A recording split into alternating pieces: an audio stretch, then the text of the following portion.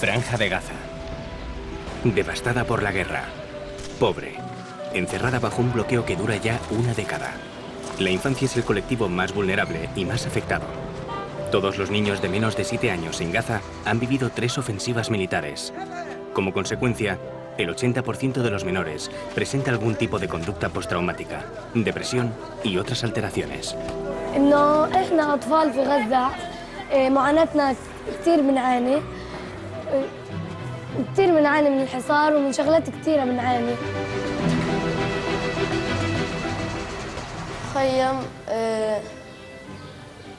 هو مساحات صغيرة، فيش عدم وجود ملاعب فيه، لا يوجد كهرباء، لا يوجد انقطاع مياه.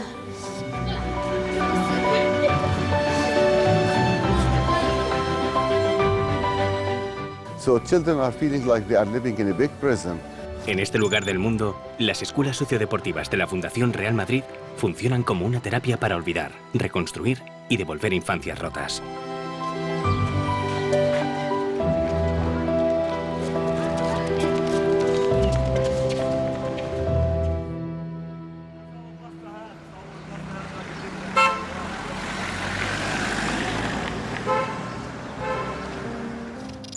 Con solo 365 kilómetros cuadrados de superficie, el equivalente a 51 campos de fútbol, la Franja de Gaza es una de las zonas con la densidad de población más alta del mundo.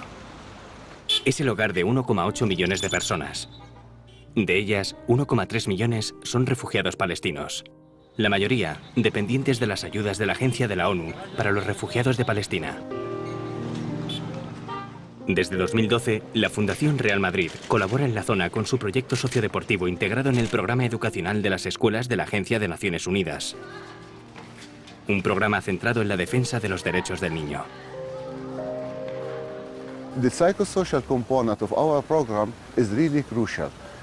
We need to look at children and see that you have only one chance in life to live as a child.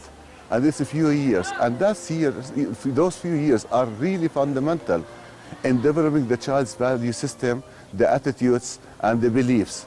And that's why we are, as well, we partner with a lot of our friends, our colleagues, NGOs, like the Real Madrid Foundation coming in and helping our children.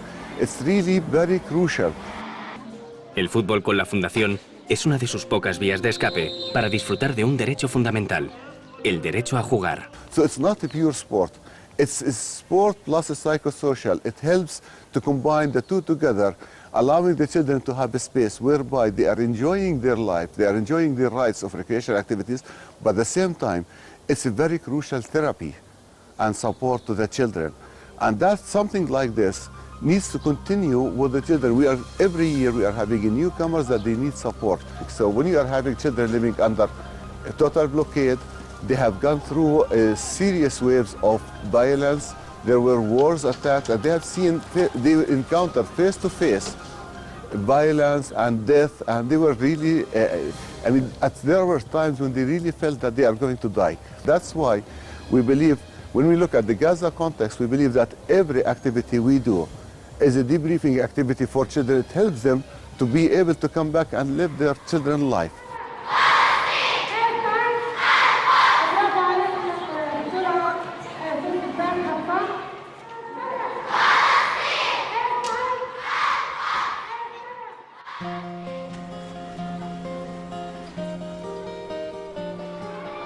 أنا الطالبة رؤى خالد أبو فول، أسكن في معسكر الشاطئ في عائلة متواضعة. عدد أفراد أسرتي 8 وأمي وأبي. أدرس في مدرسة أسماء الإعدادية ب. Roa vive en Beach Camp, popularmente conocido como Campamento Shati. Es el tercero más grande de la franja y uno de los más densamente poblados. El hacinamiento que hay en la franja y la falta de espacios para jugar al aire libre hace que los niños vivan con una sensación de encierro continua. وهو ضيق جدا، وخصوصا أننا كما سبق وقلت عددنا كبير. فأنا لا أجد فرصة للعب ولا أشعر بحرية كاملة في الحركة. وأحاول أن أخرج للشارع لأتخلص من شعوري بالضيق. وأتمنى أن أسكن في بيت واسع له ساحة أو ملعب خارجي. حياتي مثل باقي الأطفال في غزة، نحن نشعر بنقص كبير في الحدائق والساحات، ولا يتوفر لنا الأماكن الترفيهية والملاعب، بالإضافة إلى الظروف المادية الصعبة وضيق المساكن. نحن نختلف عن باقي أطفال العالم الذين لديهم الملاعب والألعاب ودور الملاهي وغيرها، ويكفيهم شعورهم بالأمن الذي نفتقده. الطالبات في هذه المدرسة يعانين من ظروف الفقر الشديد، توجد مشاكل كبيرة في الماء والكهرباء وفي الخدمات المعيشية المقدمة، لهذا فإن طالبات هذه المدرسة تعاني من هذه المشاكل. هذه المنطقة أيضاً تعيش حروب متكررة، مما يؤثر على نفسية الطالبات الموجودات في المدرسة. فالطالبات يشعرن دائماً بالخوف، الخوف من الحاضر والخوف من المستقبل أيضاً، وأي حادثة بسيطة تصيبهن بالرعب وتصيبهن بالهلع. بدك تتأقلم، يعني انفرضت عليك، مش أنت اللي طلبتها، إيش انفرض عليك، فبدك تعيش بحلو بمر وبدك تعيشه برعب بسلام. بدك تكون أنت ماسك نفسك في الحرب عشان أطفالك، عشان أولادك ما يلتمسوش. Con un alto desempleo, muchas dificultades económicas y un bloqueo que no termina, el día a día de estas familias se convierte en un bucle rutinario que ahoga casi tanto como la falta de espacio. والله بدي أقول لك شغلة واحدة، يعني بالنسبة للمخيم إحنا وضعنا صعب، يعني من ناحية الحصار المفروض على غزة، هذا بشل حركة الأطفال، حتى يعني حياتهم بمرسوش الكورة في الشوارع. وين بده يمشي في شوارع زي هذه؟ بده يلعب كورة، ما بيقدر يلعب كورة.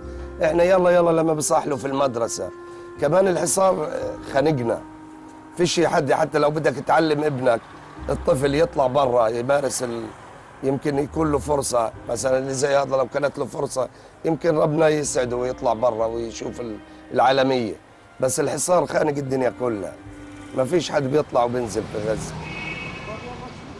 إنه إحنا أطفالنا عايشين في غزة، عايشين حياة صعبة، بيعانوا كتير بيعانوا في غزة، بيعانوا من الحصار والحروب اللي بتيجي علينا، بيعانوا من كتير مشاكل الكهرباء ومشاكل المية، كتير بنعاني إحنا، فأطفال غزة كتير بنعاني من المشاكل.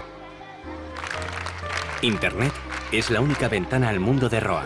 En la franja de Gaza, el rendimiento de los escolares se ve limitado por las restricciones de luz y de movilidad. هذه أيضاً المنطقة تعاني كما يعاني بقية قطاع غزة من الحصار، فالحصار يجعل إمكانية السفر والتنقل وتبادل الخبرات مع أي مكان آخر خارج غزة إمكانية معدومة، وهذا يؤثر على الطالبات ويؤثر على الأهالي. أيضاً بالنسبة للكهرباء، مشكلة الكهرباء تؤثر على دراسة الطالبات. لا تستطيع الطالبة في أغلب الأيام بعد عودتها إلى المنزل من أن تستذكر دروسها بالشكل المطلوب، لأنها تعيش في ظلام دامس، لا توجد كهرباء في أغلب الأيام. وعن إمكانياتها، المدرسة هي المكان الوحيد الذي ترقص فيه الطالبات وتغني وتنشد وتفعل ما يحلو لها. Jugar al fútbol con la Fundación Real Madrid es una actividad especialmente valorada por los niños gazatíes. Una oportunidad para aliviar tensiones, recuperar sus juegos y sus sueños. Los efectos terapéuticos de los entrenamientos fueron inmediatos. في بداية المشروع اشتغلت أنا والمرشدة النفسية اللي بالمدرسة، المرشدة النفسية الصحية اللي في المدرسة، إنه أدتني بعض الطالبات كان عندهم بعض المشاكل النفسية زي الاكتئاب، الخوف الشديد، التبول اللا إرادي بسبب الخوف من الحروب، فالانطواء برضه.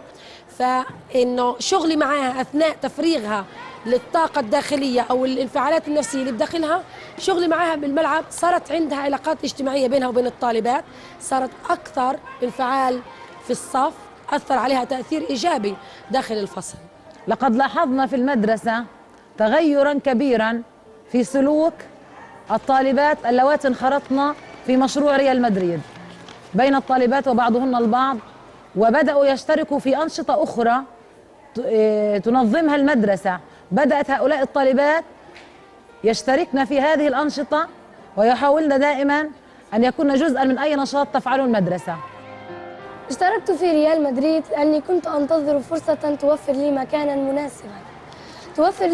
مناسبا للعب والتفريغ، بالإضافة إلى أني أحب كرة القدم، فأبي حارس مرمى سابق وأخي لاعب كرة قدم. En un lugar en el que por costumbre la comunidad no anima a las niñas a jugar al fútbol, un proyecto como el de la Fundación tiene un efecto particularmente positivo. Educa en la igualdad. La entrenadora de Roa estudió la carrera de educación física a pesar de la oposición de su entorno. Hoy se siente orgullosa de hacer felices a estas niñas. أنا شغالة في ريال مدريد لتاني سنة، فحاسة إنه عن جد هذا مشروع كتير كتير كتير كتير كتير رائع، خصوصاً للطالبات، لأنه للفتيات، لأنه الفتيات عندنا المجتمع والعادات والتقاليد إنه الفتاة يعني لسن معين وبتطلعش في الشارع، احنا فيش عندنا أي منفذ أو أي مكان لخروج البنت أو الولد يلعب غير الشارع، فكانت فكرة كتير كتير كتير رائعة. La propia Roa recuperó la calma gracias a este proyecto. Sigue siendo una niña con muchas inquietudes, pero gracias a estos entrenamientos ha aprendido a canalizar mejor su energía hacia su futuro. فكان لها يعني انطباع جيد انه هي فرغت الطاقات المكبوته بداخلها خلال اللعب، فاكثر ساصبحت اقل حركه، يعني كان عندها حركه زياده. أتمنى عندما أكبر أن أصبح معلمة لغة إنجليزية لأني أحبها ولأني أريد أن أعلم أطفال بلدي. El padre de Roa confía en que algún día sus hijos tengan las mismas oportunidades que los niños y jóvenes de otros lugares del mundo. Ayudas como la de la Fundación Real Madrid les animan a creer en sí mismos y olvidar el dolor. مؤسسة ريال مدريد مؤسسة كبيرة وعظيمة، إيش كبير يعني قطاع غزة تقريبا، بديش أقول لك بيتي، قطاع غزة كله قطاع غزة كله، يعني الكلاسيكو هذا البرشلونة والريال ما فيش إمكانية ما حدش ما يحضر حاجة عن الليلة بقت يعني الصراخ الشارع أنا عشان ريال مدريد، فمؤسسة كبيرة، فأنا بقول لها يعني إنها تعتني بقطاع غزة.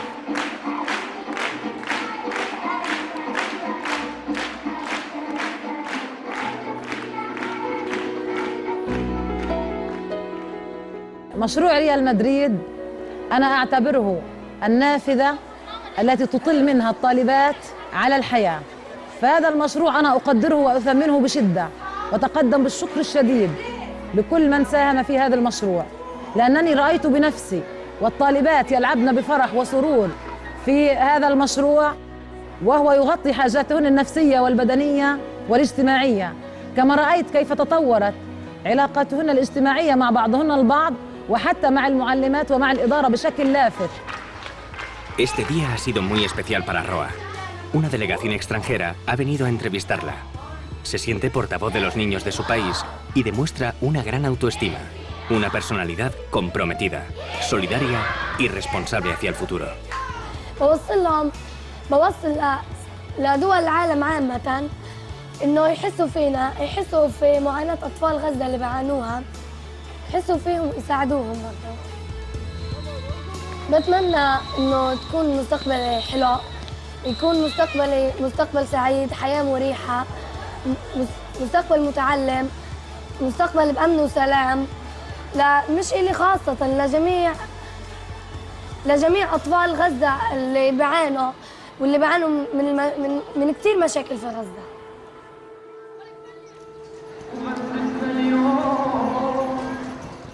أنا سعيد إني أنا شايفكم وموجودين أنتم معايا هنا. أنا برحب فيكم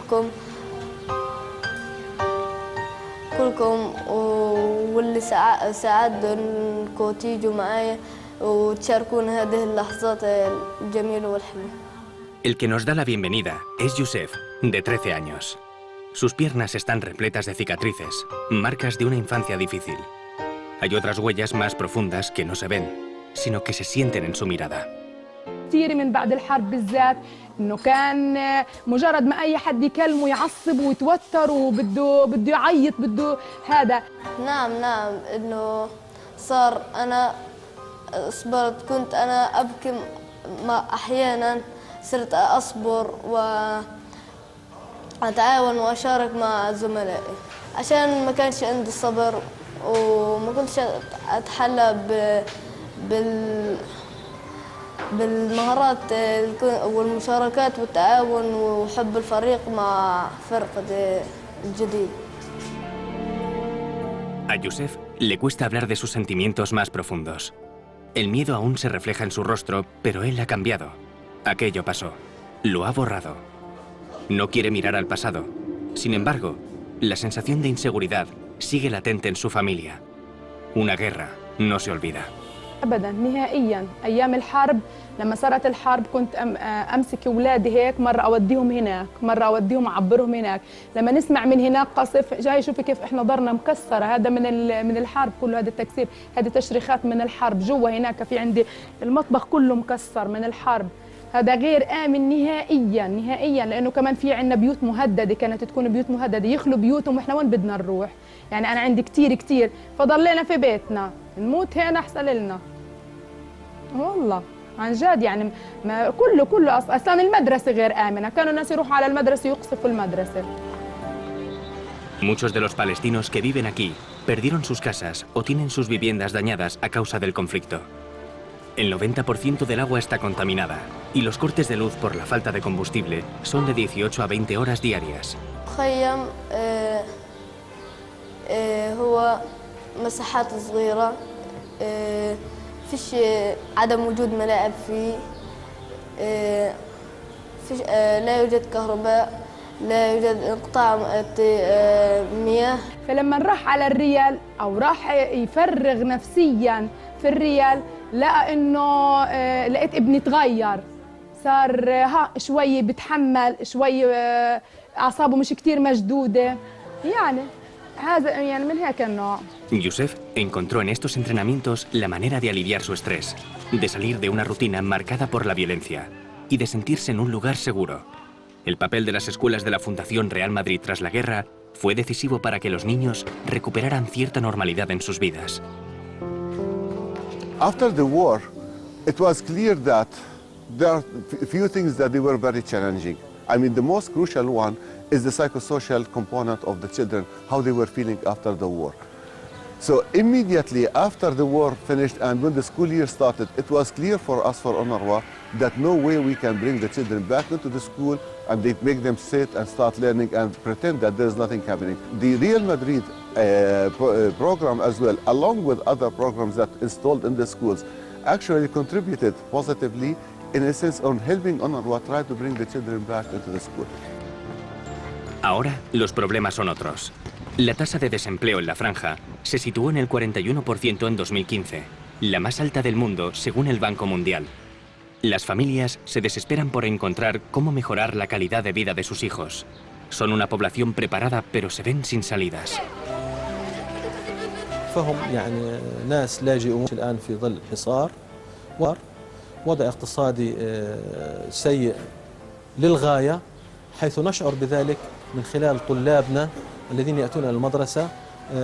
بعضهم يعني يحتاج إلى الملبس الجيد والمأكل الجيد والقرطاسية الجيدة، ولكنه لا يستطيع أن يحضر هذه الأشياء بسبب الأوضاع الاقتصادية الغير جيدة.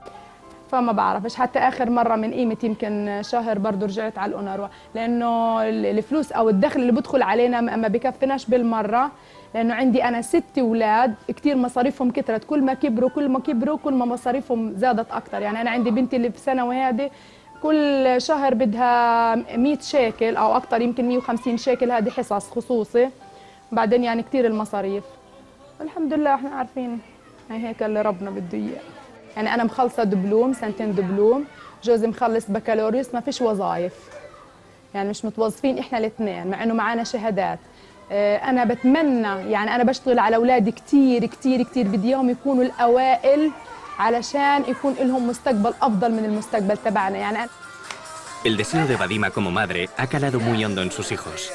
En el caso de Youssef, jugar al fútbol con la fundación ha supuesto todo un estímulo para dar lo mejor de sí mismo en cada entrenamiento y también en los estudios, a pesar de las dificultades. فأخذت الطالب هذا في مشروع ريال مدريد وتم تدريبه بشكل منتظم مع زملائه، فالولد تطور مستواه وكان من افضل الطلاب الموجودين حاليا في المشروع.